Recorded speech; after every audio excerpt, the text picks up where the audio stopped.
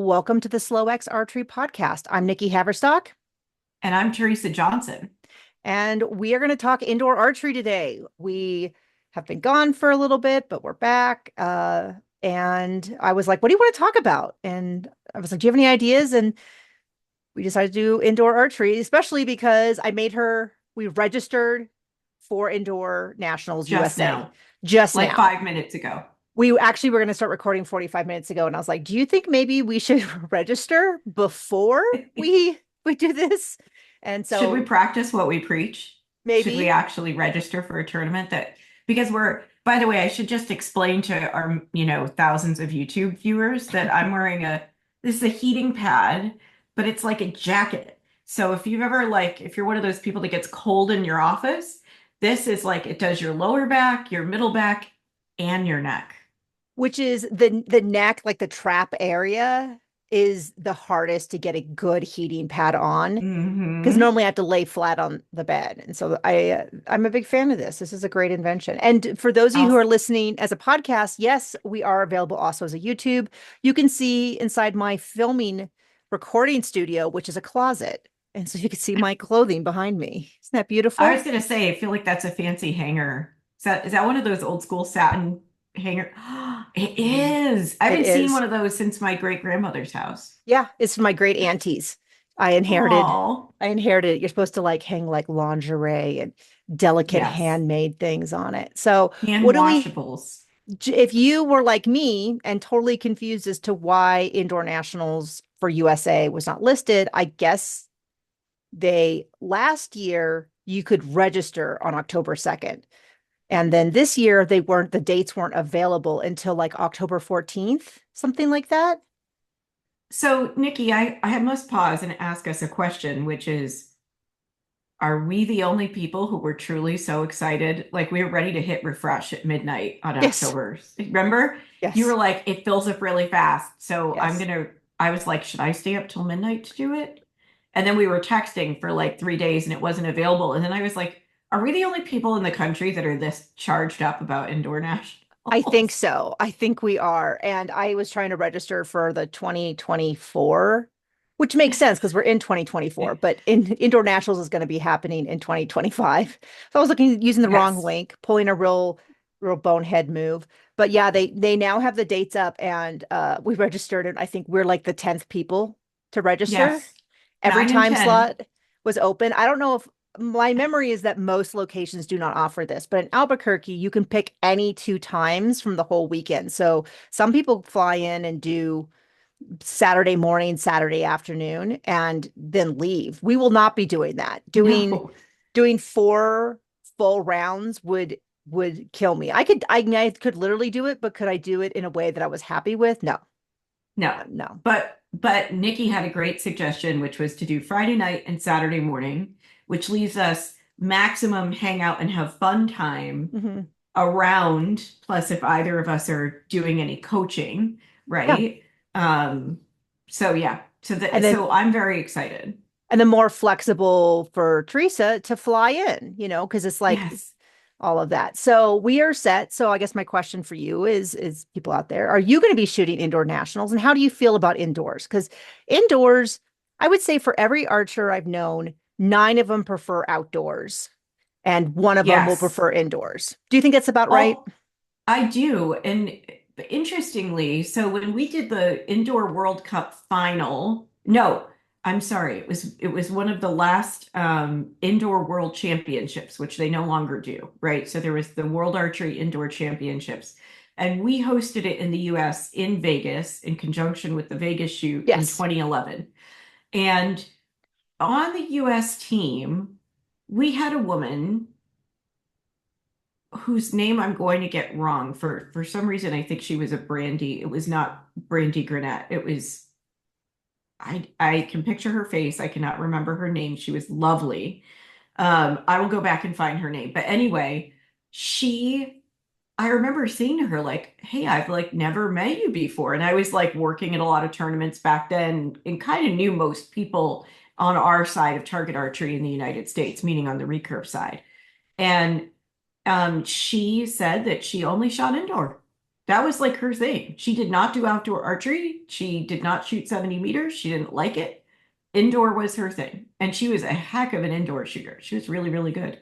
Yeah, I mean, there's no reason not to like indoors in a general sense. You have nice, the ground's flat, you don't get sunburned, everything is climate controlled unless you go to Tulare like I used to, and you could practically freeze because we were in a barn. Um, or you could die of heat, depending on where you were in the location, because there was overhead heaters. And so if you're right underneath the heater, the guys were dying. And if you were away from it, the girls were freezing. And so, but besides that, it's a great I location. remember, so there's always some it's so indoor nationals, right? So USA Archery's like big indoor championship really happens. Like a lot of people may not realize that it happens across like how many locations do we have? Like 11 or 12 or something around the country. I can look that up for you. I would say that's a Um, good guess, 11 or 12. I'm Oh, trying to find the name of our um I'm trying to find the name of that athlete because I always feel badly when I don't. 16, Um, 16 16 locations. locations. Oh, that was the World Archery Festival.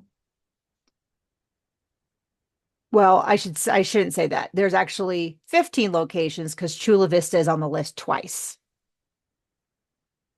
It'll have a date in January and a date in February a month later, which is unusual. I've not seen that before, I don't think. I was correct. Her name was Brandy Deloach. Oh, okay. I remember It the was name. Brandy Miranda Leak, who was on the 2012 Olympic team, and Jenny Nichols also on the 2012 Olympic team. And very interesting little tidbit about that event. Andre Agassi, the like longtime tennis champion, actually came to the event. Wonderful. I met Well, him. we're always excited when we get anyone who notices archery. Yeah, so there's a lot of reasons. I think my goal this winter will be to learn to really love indoors. I always preferred 70, but there's no reason not to love indoors. Um, Absolutely. and It's so our just friend. the biggest thing is that people tend to get locked up indoors. And what I mean by that is outdoors, you have this long distance. I think people instinctively understand you need to have a lot of strength, you need to have lot of fluidity. If you were to throw a ball really far, you would have these big, smooth motions. Um, and I think with the shooting, it really encourages that like all the way through these really aggressive motions for your follow through. And I think indoors is so close that people tend to get kind of locked up. If you're on YouTube, watching on YouTube, you can see my amazing performance as a locked up archer. But that idea of like this really halted, um, a lot of plucking, a lot of like over aiming. I think you tend to see that indoors because it feels like we're now talking about millimeters as opposed to inches, and so I think it's really a head game, and I'm going to learn to love it. I'm going to learn to, keep that fluidity, to try to keep that motion, to remind myself it's the same shot indoors as outdoors, and to enjoy the fact that, you're not being eaten alive by bugs, you don't have sunscreen in your eyes, you're not exhausted and sunburned. Um, it's a shorter round. You're not having to walk as far, which I don't mind walking, but you get it. So I'm Yeah, I'm gonna learn to love and it. I think the target is so close to our faces indoors, right? That I think, can get in our own heads about it. I mean, it just feels like we could see more, right? Like, let's be honest, the average archer has a vague sense of where their arrow is in the target at 70 meter, Mhm, but doesn't necessarily can't necessarily pinpoint exactly like where their arrow is unless they've got really good lighting and good eyesight and can tell that they're in the gold or whatever. Um, at 18 meters, you can see right where that arrow is going. So mhm, I just remind all of us, myself included, less pressure is good, always. The other thing is, interestingly, so these are new eyeglasses. So I've been wearing progressive lenses. For those who don't know, that means that you have a distance correction, right, which I've had all my life. And then, of course, for those of us who have hit the age of 40, your up close vision starts to deteriorate typically. And so you can no longer like read with your glasses on. So you get a slight correction in the bottom of the lens. So basically the progressives cover like distance, middle vision, and then up close. Anyway, I got these new glasses 2 weeks ago, and I also got multifocal contacts. And I went to shoot Indoor League this past Tuesday, and I wore my multifocal contacts with the new prescription for the first time. And I was really struggling at League on Tuesday night and just making shots that didn't feel great. And I was like, why am I not finishing my shots? Like, why don't my shots feel good? And then it occurred to me, I was like, oh, I can see so much better, right? And sometimes you can almost see like a little too much. Yeah, Um, for and sure. so I may this next time experiment with things like leaving a contact out or putting a little bit of tape over one eye to just blur things up a little bit. Like we'll have to see. But I think sometimes when we see too clearly, we can get in our heads. And I certainly am a head case. I am a big fan of that theory. I, unlike Teresa, am refusing to acknowledge that my eyesight is getting a little bit different than it used to be. I am just soldiering on. But I can see, I can sense a bit of a difference. Um, and I'm just going with it. And I'm kind of just like, I don't need to see. I just need to see the center of the blur. And the blur is the same, whether I can see it crisply or not. And frankly, I think it is helping me because one of the other things that's different about indoors is also the rhythm.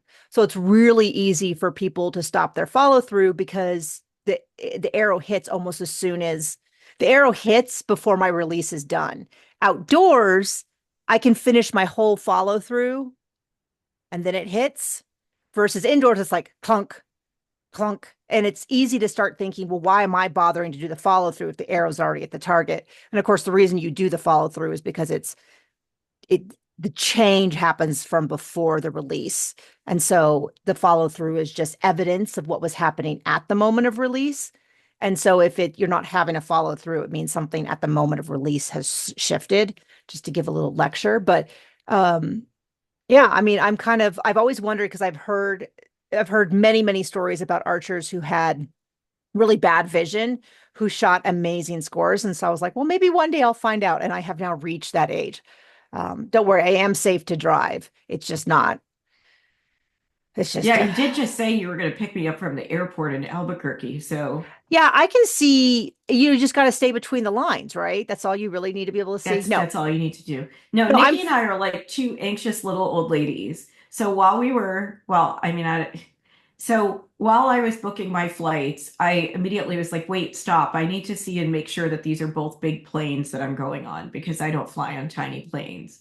And if I remember correctly, the last time we shot a tournament together, we both also wanted to be at the field like no less than 2 hours before our shooting time. Yeah.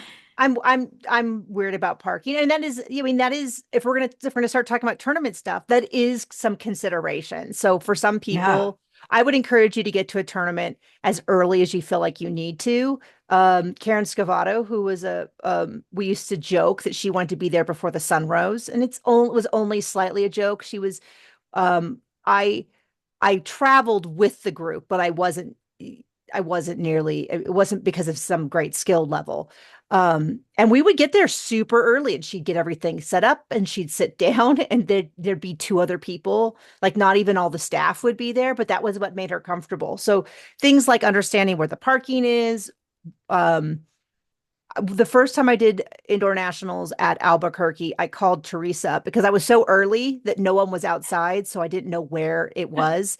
And I couldn't find it because there was no signage. And the first building I went into was a track meet. And I think I called up Teresa and was like, I'm thinking I'm just going to get in the car and drive home. I don't want to do Yeah. this anymore. And Teresa was like, okay, say what you need to, whatever you need to say. And then you're going to go inside and find out where it was. And I did. And I was like hours early. I was shooting the afternoon line and it was like midway through the morning line. So no one was milling about. So normally I just follow the archers, but I had driven up that morning or driven down that morning. But yeah, so when we talk about preparing for a tournament, it can involve those things. Now with Google Earth, you can look up locations. You Yeah. can join a Facebook group and ask people, hey, I've not been to this location before. Does anybody have pictures of where it is? Or can they explain where it is? Like you have a lot of resources and never hesitate to take advantage of that to prepare yourself. And same goes for things like, okay, then just get there 5 hours early, scope out the place. If you're shooting in the afternoon, I wouldn't recommend doing it at 1 a.m. But, those are all things that can really set the mood for the rest of the day. Yeah. If you are frantic, if you are scattered, if you are showing up and you can't find your things, even if it's all okay, if you don't have time to then decompress from that before you start shooting, you've started off on the wrong foot. It's I would like for you to be able to recover, but it's going to be a lot more work than if you just show up and you go, okay, I'm all settled in. I'm going to pull out my book or play on my Nintendo Switch or whatever for an hour.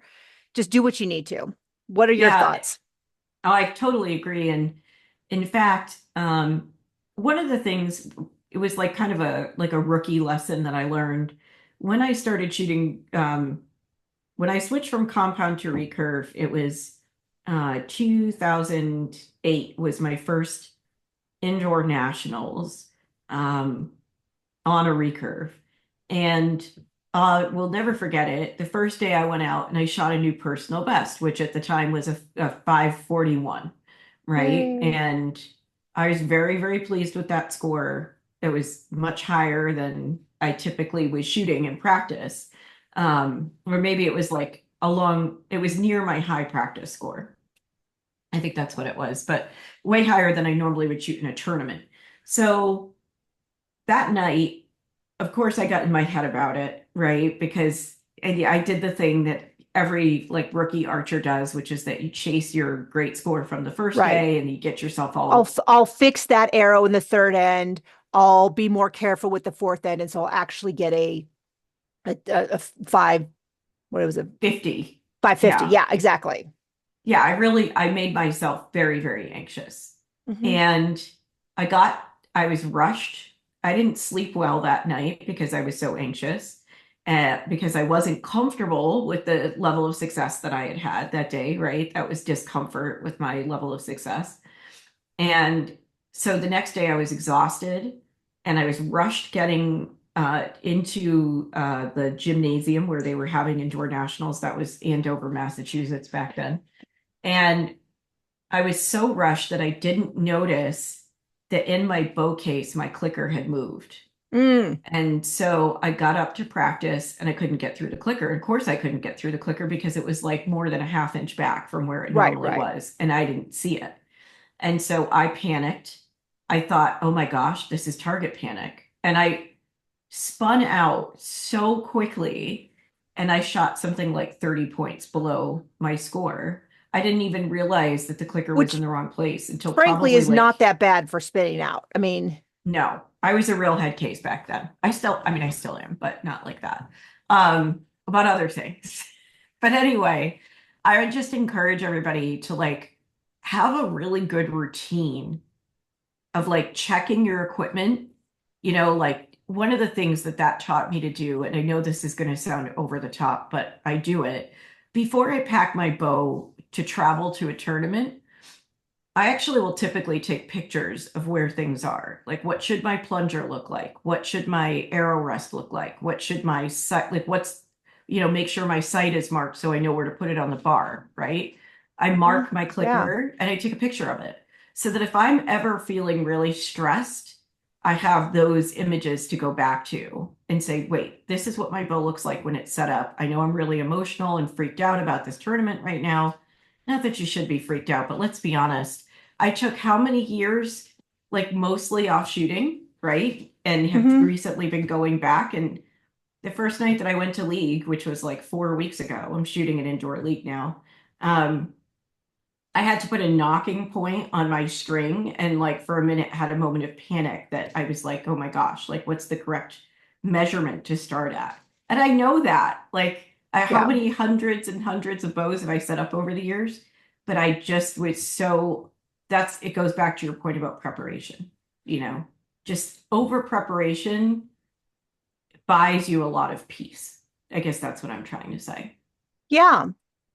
Um, some other things to kind of this is more general tournament prep ideas, but I always am encouraging don't do anything new for the tournament. Don't finally buy that new fancy that fancy snack that you've been eyeing and you thought, well, I'll spoil myself. And what you don't know is that it doesn't sit well in your tummy and you're running to the bathroom after the fifth end. Like try not to like buy a new set of shoes just for the day of. Like everything you do on the day of should be Totally. things that you have done, let's say a dozen times before, you know, because Also, your coffee. Like, I don't mean to interrupt, but like, this is a big one. So, if you drink coffee every single morning at yeah, home, have a rough idea of like how much caffeine are you actually getting every day, and make sure you try to replicate that the morning of the tournament.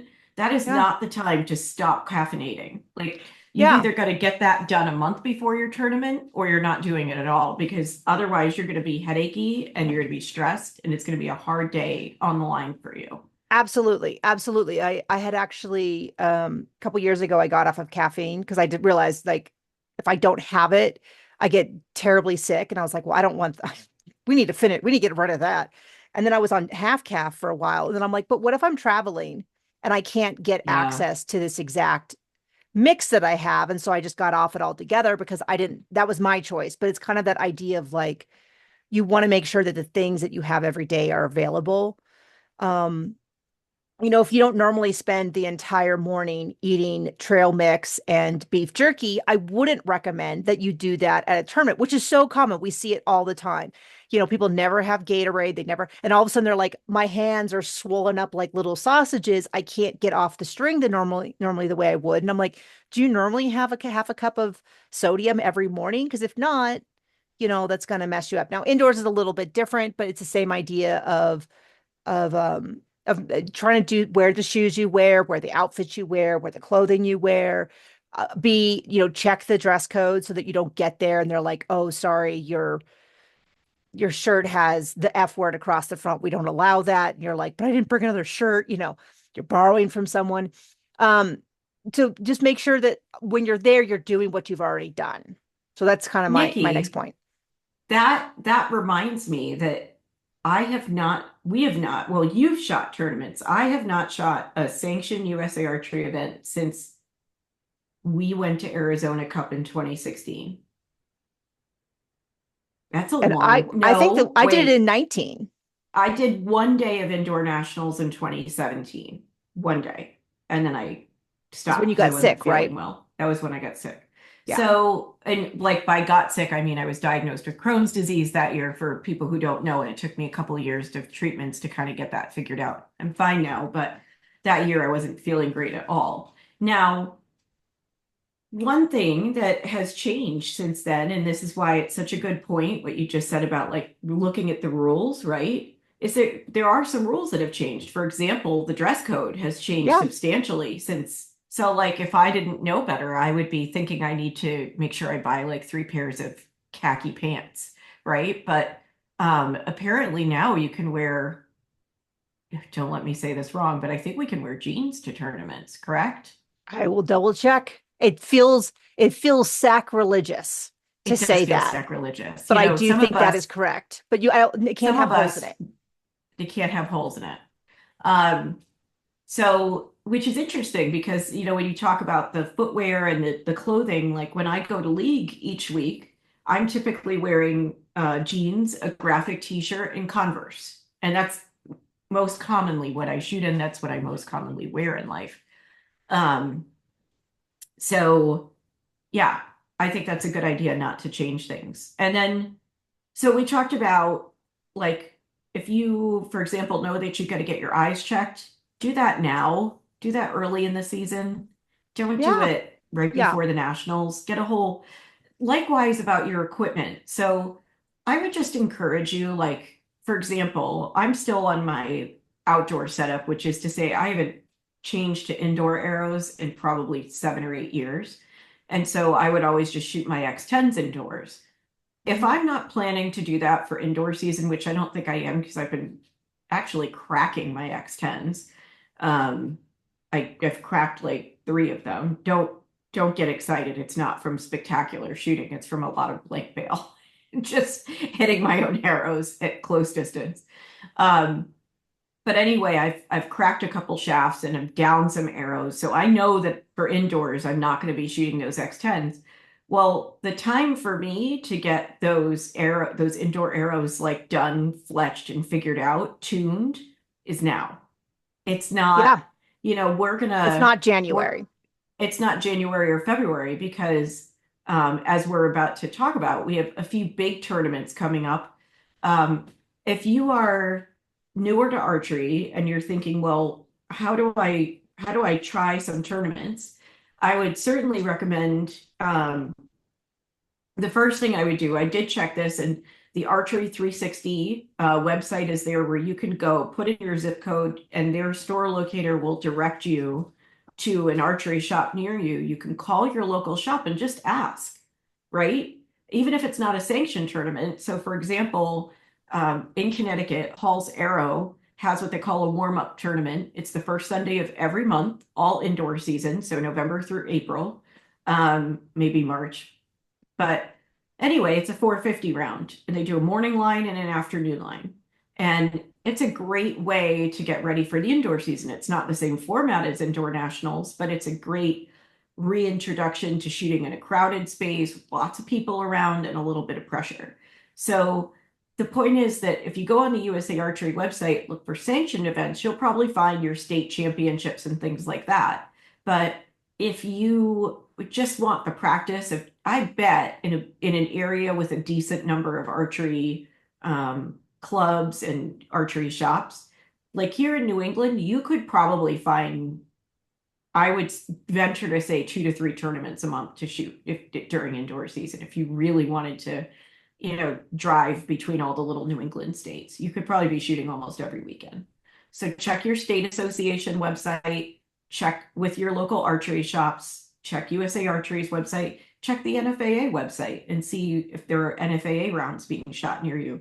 There are so many different games in archery, different targets. You could be shooting an NFAA tournament and shooting a 5 spot, and then the next weekend go shoot a USA Archery event and shoot a single spot 40 centimeter. So there's lots of ways to change up your indoor season too. And Yeah, that for can sure. help with like that over aiming, panicky, if you're starting to feel like, oh, I'm over aiming, change the game, change the target.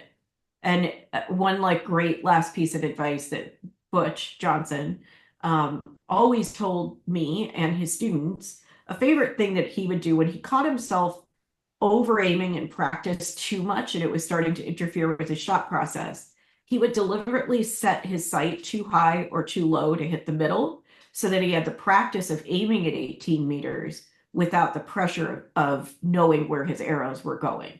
So it's a great way to just shoot for groups, shoot for form. You're still aiming at the middle, you're just not going to be able to hit the middle. And I always found that very helpful for the archers that I coached and for me personally too. Yeah, I love all that. Yeah. Yeah, I mean, there's a lot to be said about target panic. We're not going to say it today. There's a whole episode of its own. But I Yeah, will we're not say, talking about the TP. uh,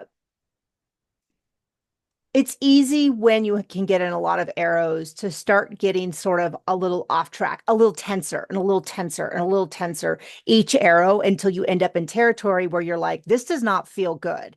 This does not Mm-hmm. feel relaxing. And so kind of figuring out what are some things that you can do along the way to whether that's like a blank a stretch band for a recurver or like a I don't even know what they call it with the D loop and you pull and not a stretch band, a solid band with like a rope where you can practice like pulling off on the release. Um, whether it's like a way to burn off energy, like bouncing up and down and let your hands go. If it's, but trying to figure out some things you can do while shooting that is not shooting to sort of burn off some energy is always kind of useful. So if you're in the middle of a round and you're starting to get too tight, you're starting to get too tense, you're starting to lock in too much that you can kind of burn off some energy. And the best time to learn that is in practice. It is not being Mm-hmm. at the end of N6 and being like, oh, I'm just really getting in my head. Let's try something totally new. It's the Hmm. reverse. It's like putting pressure on yourself in practice and then saying, okay, how do I back up off of this? How do I relax off of this? How do I? And so some of that is figuring out ways to create more intense practice and then figuring out when this intensity is high, Yes. how to back off of it in the moment. And that is something that is trainable as a new working a new release, trying a new method, keeping a shoulder down. Like all of it comes from practice and really good headspace. It's also going to be benefited by, like we already talked about, having enough sleep, which I know is for me always a Mm. struggle because I don't sleep well. I don't sleep well away Yeah, from home. I don't same. sleep well in a hotel. I don't sleep well. Alcohol will help me fall asleep, gives me crappy sleep. So that's not an option. And I don't drink anymore. So it's kind of like figuring out what that looks like to give yourself the best possible sleep. One of the phrases that I was taught was to head into a tournament being able to say um I did the best I could to prepare for this, and that looks like things like maybe I didn't sleep well, but I was in bed by 9.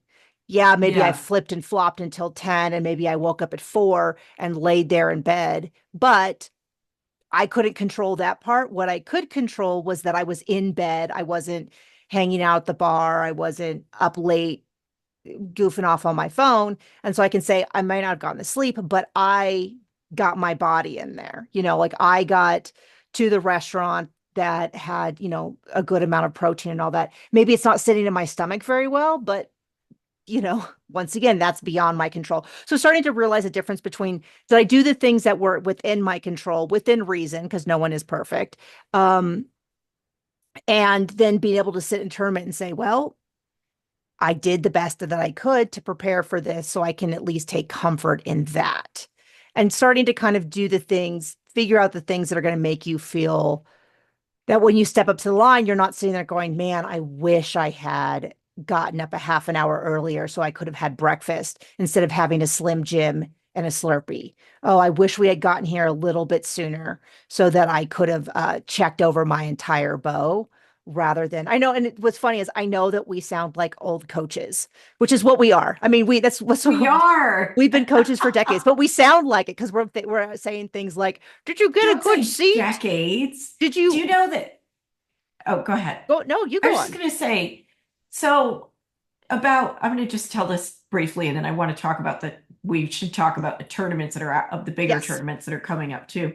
Um, but one thing I wanted to share is that I started coaching as a JOAD coach in 2007. It started coaching advanced level archers in 2008, but doing it for a very long time. And um, so the first couple of years as a JOAD coach, I had this, I mean, for years, period, I've had amazing students, right? But I had this great little team of shooters who had been with a previous coach, and I inherited them from another coach. And these kids had like every reason to be like totally like not impressed with me, right? Because I'm like coming in where their other coach was there previously and I wasn't as cool as he was and whatever. Instead, they were amazing.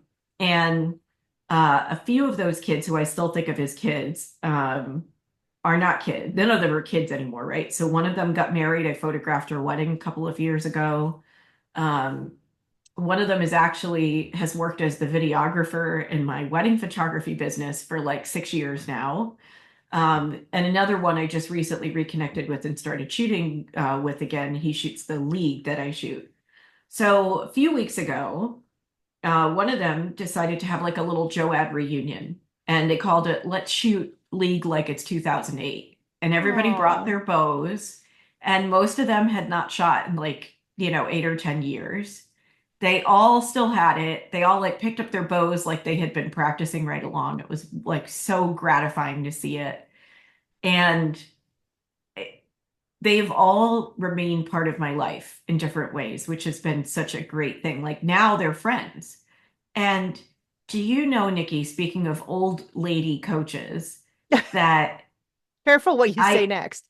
I know I said something to one of them like this past week, and they said, Teresa, we're 32 years old. Right. And I was like, No. That's not right. You've just gotten out of college. Like, what are you talking about? You're 32.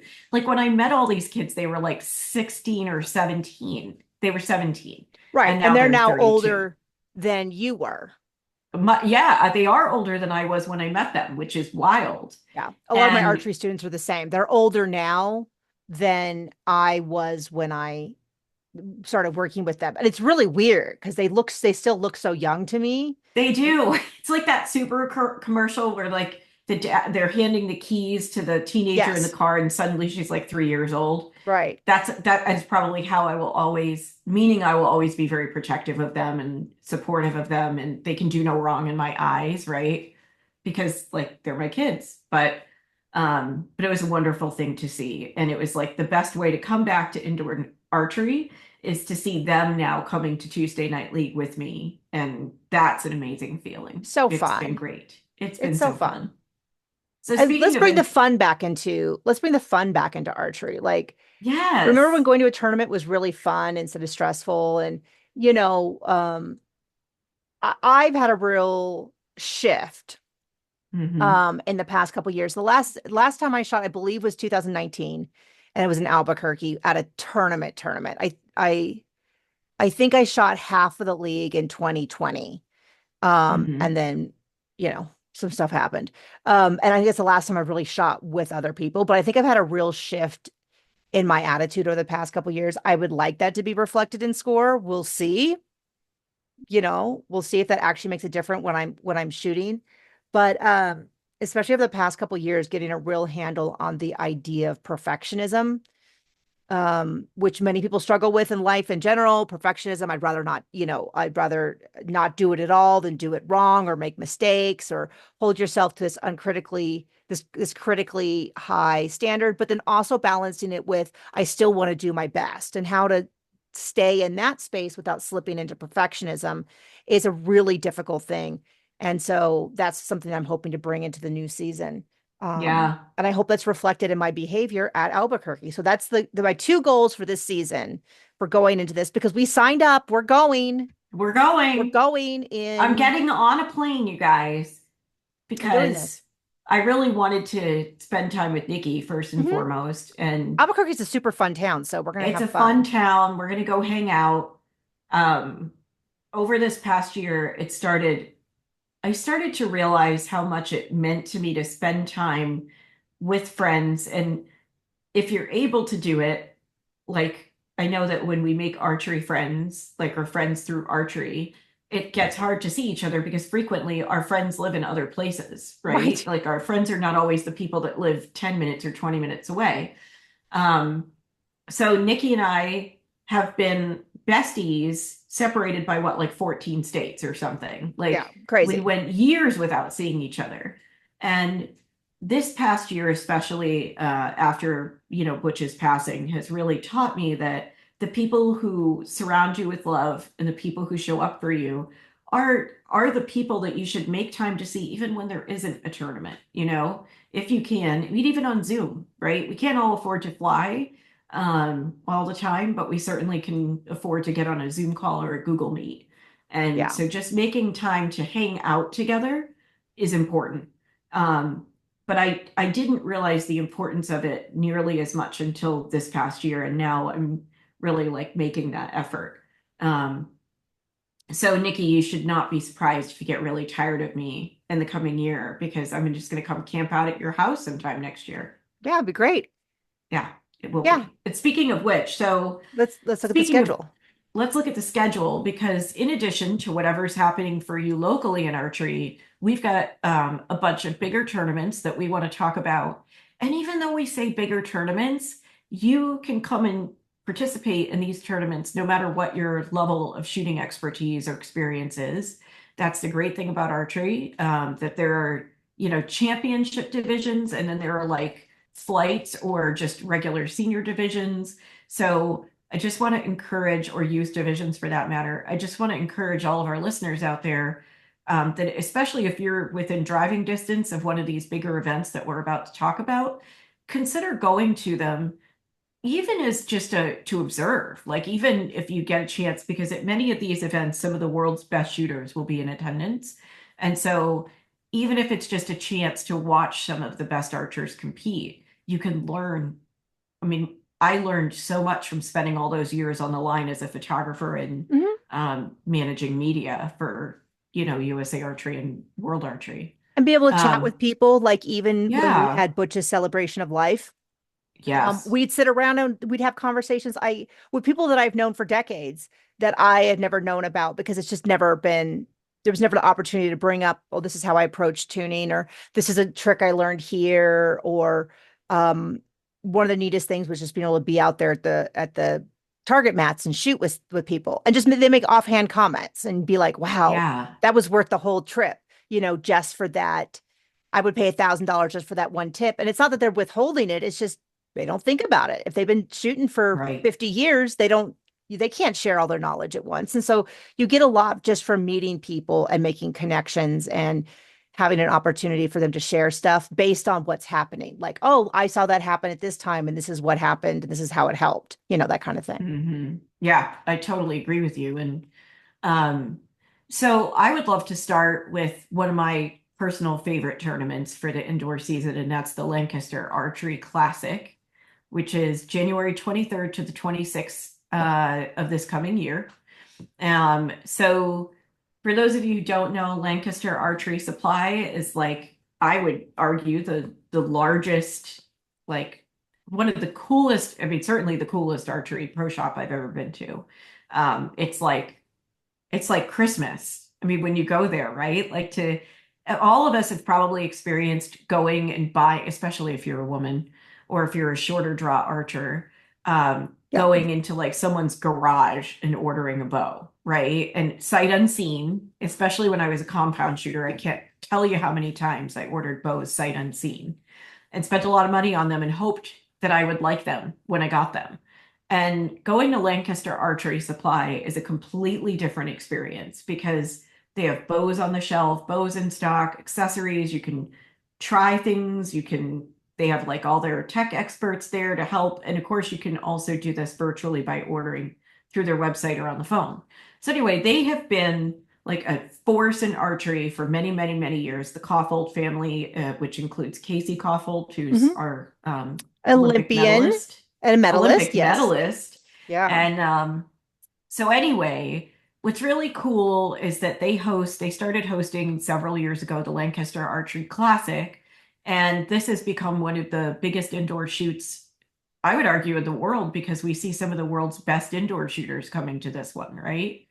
Um, January 23rd to the 26th, you can actually just go to lancasterarcheryclassic.com to get information, to see, to register, but the registration is open.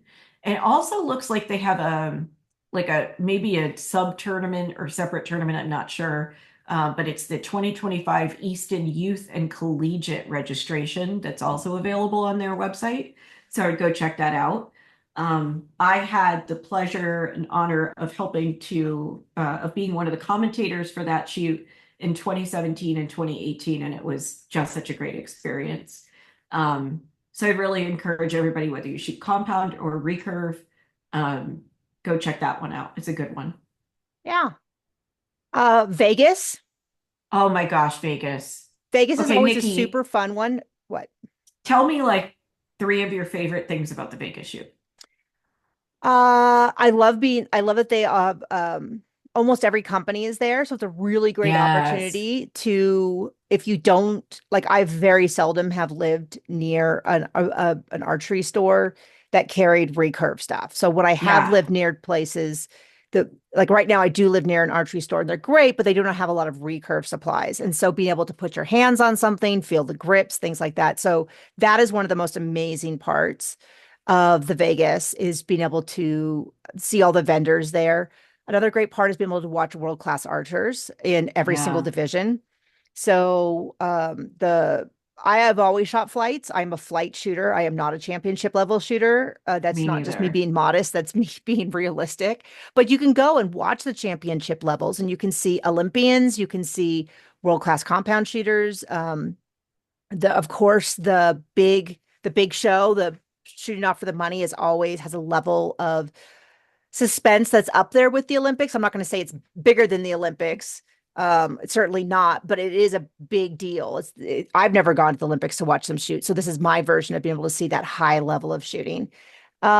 And there are so many people that it is a great place to make friends. I would say that's probably where I've made Yeah. most of my friends. Most of the friendships I have in archery have been um, the first time I remember you and I talking in any great detail was at Vegas. Was we Was it? interviewed you? Yeah, we interviewed you for the thing, and that's the first memory I have of us having like an extended Oh. you and me conversation.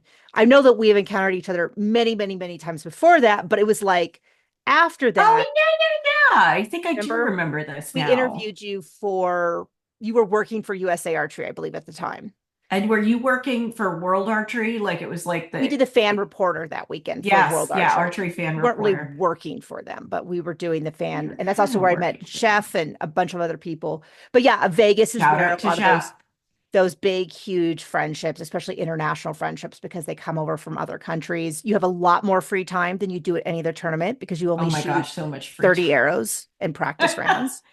Yeah, so Um, like, it's easy to get around, it's easy to walk to. You could go, you know, people are usually in the same place. We're back on the strip this year, yes, it so looks that'll like be it's going to be interesting. so much fun. So it's um basically it's over by the Paris They call it the horseshoe. hotel, the They call Horseshoe. it. I don't. Yes, they call it the Horseshoe. So I haven't been able to basically figure it what's out, but you can basically, so it looks like it's going to be really cool. So basically, you can um, move between the different locations really easily. So, like championships will be in one place, flights will be in another. Um, but in the trade show, I can't remember if it's in the same building as one of those or in a separate building. And then you've got accommodations. But the point is that like everything's super easy. I think everything's connected by like sky bridges or whatever. So you may have some walking to do, but I want to encourage anybody who's like, oh man, this sucks. Like we all wanted to be in the South Point together forever and ever. I want to remind everybody that as this shoot continues to grow, there is a need to expand. So this when is we like their see fourth expansion, location. yeah, like this is great news for archery, you guys. It means more people. And frankly, at the end of the day, one of the things that makes the Vegas shoot so unique, besides all the things that you mentioned, which make it very special, um, is that if you shoot in the like certainly there are big purses in the championship divisions, we know that, but I would also argue that if you're like me, you're not a particularly proficient archer but you love archery, which is the vast majority of people, right? We're decent shots, but we do it because it's fun. We don't do it because we're trying to go to the Olympics, Right. right? If you are that shooter and you shoot the flights division, they award money based. The reason it's called flights is because they flight, like they create these like blocks where they're going to pay out. And so they might pay out, and I'm just throwing out random numbers. They might pay out like, 1 through 8. And then they might like skip 15 archers or 30 archers and then pay like place 50. 31 to 40. Right. So you never know, despite the fact that there are, always tales of people trying to sandbag and manipulate the flights, which I don't think is particularly effective. I don't think you can really I do think it was it. more likely to occur when there was like two flights. Yeah, I don't think you could Now that really there's do like it four or now. five, I think it'd be almost impossible because you don't really, I don't know if they tell you ahead of time. Yeah, Um, yeah, yeah. but I think if there But it was two was flights, it was possible. Of course, there were also people who genuinely should have been in championships, but it's like someone's got to win. Someone's got to win each division. So right. And you never know. Like you can walk out of Vegas landing just randomly into the right flight and make yourself a nice little I've check. done that. Paid for Have my you? room. Oh, that's exciting. Yeah, That's great. I never have, but that's okay. I have not shot Vegas. I'm trying to remember the last time I shot. I've been there 7 times for the events because I always worked the event. Um, but I think it's probably been close to 10 years since I've been in Vegas. So I'm really excited. This one is, if I can swing it financially, one will be high on my list for next I year. love that. Yeah, I'm really hopeful that I'll be able to make it happen. And shout out, side note, by the way, for anybody who is traveling solo to Vegas next year, if I end up going, let's get some of the women shooters. Like if you're wanting to go, but you don't have a local group of shooters to go with, let's plan a little get together while we're in Vegas. Mhm. I think it might be a nice thing to do because I think it can be intimidating, like just speaking as a widow, right? If you've always traveled with a partner or maybe you're just new to the sport and you don't have someone to travel with, it can be a little bit intimidating to go to an event like that for 3 days and not be sure what's going to happen. So, like, let's not be afraid to go, and we can plan like a fun get together if we want to do that while we're there. So, ladies, reach out if you're thinking of wanting to go, but you're not sure about it, and we'll plan something fun while we're there. Yeah. Um, and Vegas ties in nicely with the next events that we're going to talk about, which is the Indoor World Series, which is hosted by World Archery. The Indoor World Series is comprised of seven, oh, sorry, well, technically seven, but really six different events. So basically, this starts in Lausanne, Switzerland, which is next weekend with the Swiss Open. There's the GT Open, which has been around for quite some time in Luxembourg, November 15th to the 17th. And then the Taipei Archery Open, December 6th to the 8th. Next year, you really see some of the big events take place. So in January 17th to the 19th is the Nîmes Archery Tournament in Nîmes, France. And that is a huge event that lots and lots of people go to every year. I would argue that it's probably the biggest indoor archery event in all of Europe, I would think. I mean, I haven't heard anything to discount that.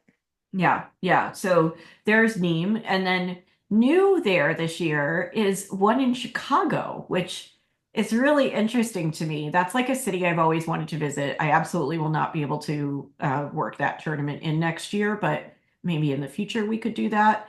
Um, February 12th to the 14th. And then this ends with the Vegas shoot. So the way that this happens, and it confuses people every year, so like let's just explain it, is that the Vegas shoot is part of the Indoor World Series. Vegas and Nîmes each count for a lot of points. So basically, each event has so many points that count towards your entry into, um, I think it's like your final placement and your entry into the Indoor World Series finals. And then the finals take place independently during the Vegas shoot on March 8th, but it's its own event. So where that used to take place, I think, Nikki, correct me if I'm wrong, but if Sunday is the last day of Vegas, this usually took place on Saturday evening. And these were like where you would see the big recurve finals, but it was in compound finals, but this was the Indoor World Series final, and it was its own event hosted at the Vegas shoot. Yes, that is my memory of that as well. And that So this was one's, hard to explain. I had to try to explain to someone recently, and I was like, there is a lot I do not remember about this. yeah. And it's so cool because, listen, as Nikki said, so many, I think Vegas is like the event that everybody comes to. It's the final. All the best indoor archers in the world, if they're serious about competing at target archery indoors, they're all coming to Vegas because they're all compete or trying to compete in this indoor World Series final. So, there are good cash prizes on the line. It's a very prestigious title to win. We used to have the World Indoor Archery Championships. Now we have the Indoor World Series. These are fantastic events, and if you've ever wanted to see the South Korean women shoot, like you may not necessarily be able to get to an Olympic Games or get to an archery World Cup. Vegas, if you're in the US and you can either drive to it or you can afford to fly to it, Vegas makes the watching those archers in person very accessible. So it's definitely one to think about as part of this Indoor World Series. Yeah, for sure. For sure. There's a lot of options. There's no, one of the mistakes that I made when I started, and continue to make is not doing more smaller local events and focusing just on the big ones. And I think I did myself Yeah, a real disservice. I think if I had done a lot me more too. smaller events, especially gotten practice at occasionally winning. And I know that sounds like a very odd thing to say, but if you're one of three people and you have an opportunity to win, that is a good practice because you want to practice shooting when you're frustrated, shooting when you're this, but you also need to practice shooting when you're shooting well. And we all have seen those people who are shooting. We'll pick on the compounders because it's so clear. 10, 10, 10, 10, 10, 10, 10. Last end of the 10th end, last arrow 9. And we all know there, I know that is not me picking on them, but it's that idea of that pressure of doing so well is really hard to sit in for long periods of time. And I think having more local tournaments where I would not have been shooting 10, 10, 10, but if I was shooting 10, 9, 7, and I was shooting better than my competitors, it can have the same internal feeling of that pressure. And so I love all these big events, but I also want to encourage you to do some local events, even if you do the big events. And if the big events are not in your budget yet, please do the smaller events. Please find out where they have a Halloween shoot or a Toys for Tots shoot. Even if you need to like pack up and go somewhere and spend, drive out 3 hours, spend the night and finish up on Sunday and go home. I know you tend to think, well, I would travel for a big tournament, but I would never do that for a little tournament. Do it. Do Yeah, it. do it. Absolutely. I totally Please. agree.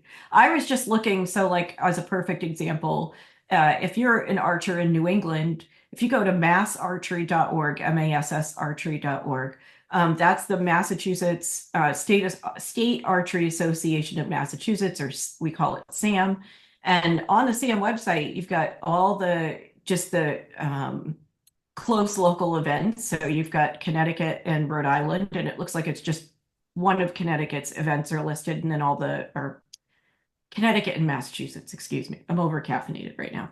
It's okay. Um, It's a but big anyway, coffee. you have a whole bunch of, when you see something called a Starfida, that just means that Yeah. it's sanctioned so that you can set records there. It doesn't mean anything else. So it's open, they're open to everybody who registers. I think you just have to have a USA Archery membership and they can walk you, you can actually do that as you register. It's a very easy thing to do. So I would just encourage everyone. I mean, I'm seeing events in Lunenburg, Mass, Hudson, Mass, Manchester, Connecticut, Ashland, Mass, which is out towards Boston. So there's a lot of opportunity there. And I would just really encourage everybody to check out those local events. And like I said, just start by calling your closest archery shop or look online and Yeah. um, Facebook start with the groups. USA Archery website, Facebook. It's not hard to find. Google is your friend. I always hate saying Google is your friend. It sounds so snarky, but I mean it. Google is your Yeah. friend. Go find Some yourself. states have If you great don't, state pages, some of them just don't. message us. Teresa, Just say you're a fan of the Slow X Archery podcast. We will literally help you find a tournament in your state. I will I will help require you. a receipt of listen. I guess if you message Yeah. us, we know you listened, huh? By definition, if Yeah. you Show us a message us screenshot. and say you said that Uh, you would help us, I guess by definition that's proof that you listened. But yeah, I'm happy to help. And if not, I mean, everybody knows, or I hope everybody knows that if whenever their kid wants to do archery, they'll like message me and I'll be like, okay, here, I'll do the research for you because I kind of know the ins and outs of yeah. what to search for, and I'll ask around and try to find some place that has like the right vibe for what they are looking to do. But yeah, there's a lot of options out there. It's always hard. It's kind of a hard. It can be kind of hard because once you're in the circle, people will be like, "Hey, are you going to this tournament?" You're like, "Oh, I didn't even know about it." But until you get in that circle, it can be a little tricky. But yeah, I mean, and I would think about setting. So I told you my goals. My goal this season is to really learn to love indoors. I think it's going to be possible. We have a great heater in our garage now. I have my iPod, my AirPods to listen to stuff. I think I'm really going to learn to love indoors. So I want to do that. And I want to learn to just sit in the space that is not in perfectionism, but is still in fully engaged. And so that is my goal. So I encourage you also to think about some goals that you want for this season, not just score goals. Those are outcome goals. Those will come when you do all the other stuff right. So think about something that's going to really fundamentally make your season better, either from an enjoyment standpoint and or from a form functional standpoint. What Yeah, I about you, totally Teresa? agree. I think my goals are number one, to practice consistently, like to form a good habit around practice. Um, that's important to me. I think the other one is to really come to understand my form as a process as opposed to a thing that happens to me, right? Like, oh, I got to go practice and now I'm just going to shoot arrows, but to really be very intentional about my form. And I think my third goal, which ties into something new I'm trying this coming week, is I am actually, I was recommended a personal trainer by a friend who's had a lot of success with this particular person. And I want to get my body strong Yes. after, several, like having survived cancer years ago and things like that. I want to get my body very strong so that when I want to make a change in archery, it's easy for me to be able to have this physical strength to do that, and that's not a limitation for me. So I'm going to be starting to work with a personal trainer. We talked about building, which this is the same as for archery practice, starting slow and building good sustainable habits over Love it. time, as opposed to like hopping right in and trying to do 5 days a week.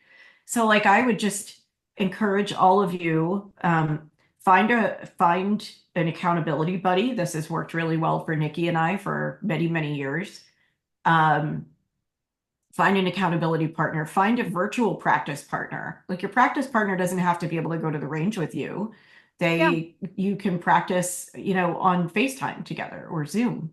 Um, the point is just to have someone that you stay accountable to, or if you're really good self-motivating, like that's great too. But start somewhere, even if it's just one practice, 10 arrows. You haven't picked up your bow in 10 years. Nikki and I have both been through that, Yeah. multiple times. Hmm. This is a great sport that you can keep coming back to. Yeah, for sure. Yeah. And last but not least, I would be remiss if we just didn't say, like in case we mentioned it earlier, but like indoor nationals, Nikki mentioned there are 16, right, locations. The Something, first yeah. weekend of indoor nationals is January 10th to the 12th, and it runs through February 21st to the 23rd. So A in little other shorter than words, normal. I think normally it goes a little into March, but they're not doing that this year. yes. Yeah, I would go. I mean, right now, just looking, you've got like JMU is hosting. There's one in Michigan. There's There's one in Albuquerque, and we told you what times we're shooting. So if you yes, want to, and then there's if you're on the East Coast, you've got like Newbury, Florida, Lancaster, Pennsylvania. You've got Fiskdale, Massachusetts. So there are so many places that you can go shoot this event. I would just really encourage um, I would just really encourage everybody to find an indoor nationals near them.